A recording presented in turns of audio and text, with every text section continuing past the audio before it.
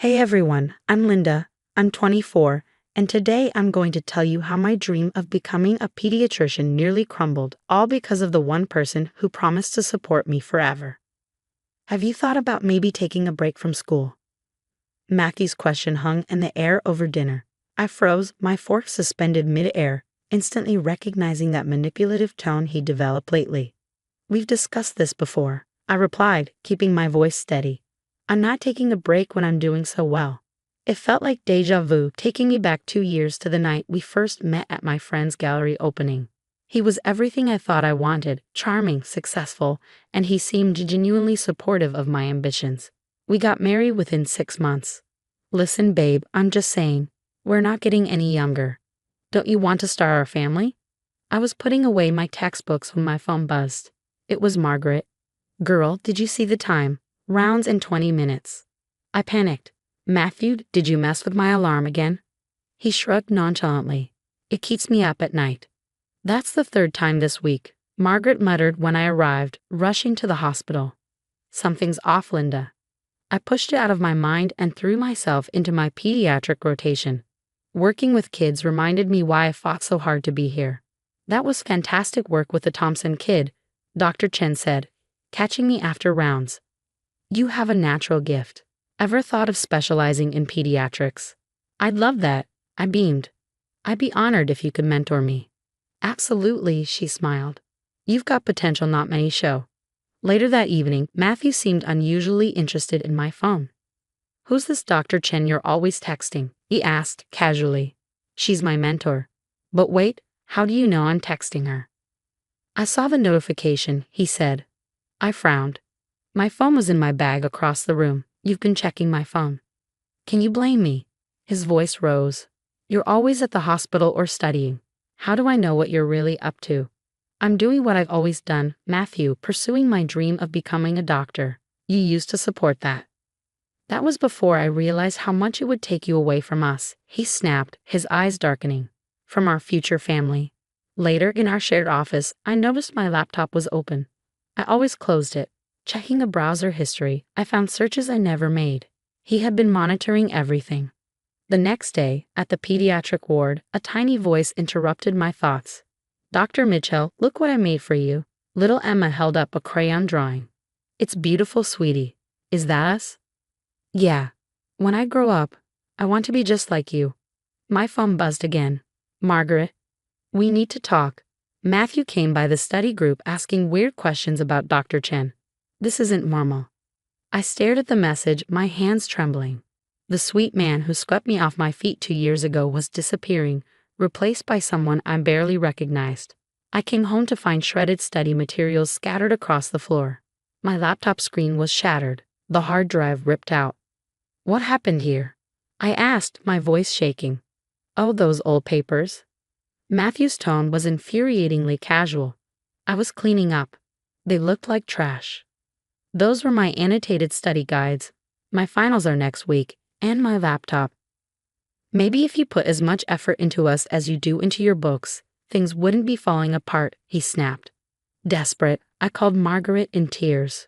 I don't know what to do. Finals are next week. Get over here now, she insisted. I've got your cloud backup from our last study session. But Linda, something's seriously wrong. As I grabbed my coat, Matthew's brother, Andrew, blocked my way. Listen, princess, my brother works hard to give you this life. Know your place and drop this doctor fantasy. Get out of my way, Andrew, or you'll regret it. At Margaret's place, things went from bad to worse. Your joint account is empty, she showed me, holding up her phone. That's impossible, I stammered. My student loan refund was just deposited. Together, we scrolled through months of withdrawals I hadn't made. My hands shook. The next day, Dr. Chen found me crying in the conference room. Here, she said softly, handing me a card. This is a number for a women's resource center. And Linda, this isn't your fault. He was so different when we met, I whispered, tears streaming down my face. Take this, she pressed a small notebook into my hands. Document everything, times, dates, witnesses. My phone buzzed with a message from an unknown number. Is this Linda? I'm Rachel, Matthew's ex-girlfriend. My heart skipped a beat. How did she get my number? Margaret found me, Rachel explained. Listen carefully. Matthew did the same thing to me 3 years ago when I was in law school. What do you mean? I asked, dread pooling in my stomach. He destroyed everything, my notes, my laptop, even my relationships. He kept saying a wife shouldn't have a career. I lost my scholarship because of him. Why are you telling me this now? Because I wish someone had warned me. Check the storage unit on 5th Street, Unit 3177. You'll find proof of what he's really been doing with your money. That night, I started a secret video diary on a new phone Margaret got for me. Day 1 of documentation. Found my study materials destroyed. Time 7:30 p.m. Witness, Margaret Parker. As I was recording, I heard the front door key turn. Quickly, I hid the phone under a pile of clothes. Matthew walked in, eyes cold and unfeeling. Still upset about those papers, he sneered. A real wife would be more concerned about why her husband had to destroy them in the first place. I forced a smile, keeping my voice calm. You're right, Matthew, I'm sorry. He gave me a smile, but it didn't reach his eyes. See, was that so hard? Now let's talk about quitting school. I nodded along, Rachel's warning echoing in my mind. One way or another, I was going to find out what was in that storage unit. The next day, I made my way to the storage facility on 5th Street. Unit 3177 was packed with boxes of real estate documents.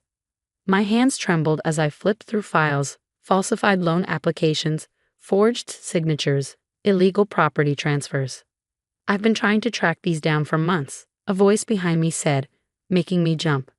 I turned to see a man in a suit. I'm Michael Thompson, Matthew's business partner. Those files prove he and his brother Andrew have been running a massive fraud scheme. How long have you known? I asked, my heart racing. Long enough to build a case, but I need your help, he said, his voice urgent. The FBI is interested, but they need more evidence. You can get it. I returned home, determined to act like everything was normal. Maybe you're right about medical school, I told Matthew, feigning defeat. Finally seeing sense, he said, a smug grin spreading across his face. I knew you'd come around. That night, I found my stethoscope snapped in half on the bed. Consider it motivation to quit, Matthew smirked. I dialed Rachel. He's escalating, I whispered. That's how it started with me, she said. He isolated me, destroyed everything I cared about. Don't let him win. Margaret and I began moving my important documents to her place, piece by piece. My birth certificate, social security card, passport. We were being careful, but Matthew was becoming more suspicious. One evening, he caught me packing up my medical books. What's this? Planning to run? He demanded, eyes blazing. No, I was just. He slammed his hand against the wall beside my head. You ungrateful bitch, after everything I've done for you. Terrified, I fled to Dr. Chen's office, bruises forming on my arm where he had grabbed me. We're getting you a restraining order right now, she said, taking photos of the bruises. I know a judge who can expedite it. He has Andrew watching the house, I whispered, tears streaming down my face. Stay with me tonight, Dr. Chen insisted. Tomorrow, we'll move you somewhere safe. Michael called with an update. The FBI is very interested in these documents, but you need to be careful. Matthew's getting desperate. With Margaret's help, I moved the last of my belongings while Matthew was at work. My cousin's place is off the grid, she reassured me. He'll never find you there. As I packed, I found a letter from my medical school. Final exam rescheduling approved due to domestic violence documentation. My phone buzzed. It was Michael. Everything's ready. The feds move tomorrow. I took one last look at the house I once thought would be my forever home. Matthew's latest threat echoed in my mind. You'll never be a doctor. You're nothing without me. Watch me, I thought, closing the door behind me. After finishing my final exam, I hugged Dr. Chen tightly. I can't thank you enough, I said, my voice filled with gratitude. Her study materials had been a lifesaver. You earned this, Linda. Every single point, she smiled. Minutes later, my phone buzzed with breaking news. Local real estate mogul arrested in massive fraud scheme. Matthew's mugshot filled the screen. It's over, Michael texted. FBI just raided the office. Andrew tried throwing Matthew under the bus, offered to testify against him. What happened? I asked. Andrew thought he could save himself, but he ended up implicating himself even more. They're both going down. The next call was from Rachel. Linda, I testified about everything: the abuse, the sabotage, the financial manipulation. 3 other women came forward too. Weeks later, Margaret read the sentencing report aloud. 15 years for Matthew: fraud, tax evasion, and financial abuse. Andrew got 8 years. Both had their real estate licenses permanently revoked. The feds seized everything: houses, cars, bank accounts. Standing in my graduation gown, I could hardly believe it. Top of my class, with a residency at Boston Children's Hospital waiting for me. This is for you, Rachel said, handing me an envelope. Inside was her law school acceptance letter. I'm going back. You inspired me. Dr. Chen approached, surrounded by a group of students. Linda, meet our first support group for students facing domestic challenges. Would you share your story? Of course, I replied. Looking at their faces, I saw my past self, scared but determined. Michael had transformed the real estate business, making it entirely legitimate.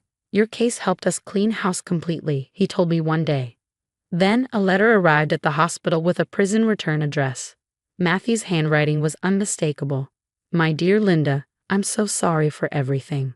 I dropped it in the shredder without reading further. Down the hall, my pediatric patients were waiting. Dr. Mitchell, guess what? Little Emma, now cancer-free, ran up to me. I got accepted to pre-med. That's amazing. I hugged her, remembering the drawing she had given me years ago. Later, Dr. Chen appeared in my office doorway, ready for the domestic violence awareness panel. Always, I replied, grabbing my white coat, the one with Dr. Linda Mitchell, pediatric oncology, embroidered on it. I looked at my reflection and saw no trace of the frightened woman I'd once been. Matthew tried to bury me, not realizing I was a seed. Now I had bloomed, helping others grow through their own storms while he rotted in a cell of his own making. My new office overlooked the hospital garden, where I counseled students dealing with toxic relationships. Your abuser's biggest fear, I always told them, isn't that you'll leave. It's that you'll thrive without them. So what would you do if your toxic partner tried sending you an apology letter from prison? Would you read it for closure, or would you shred it without a second thought, like I did?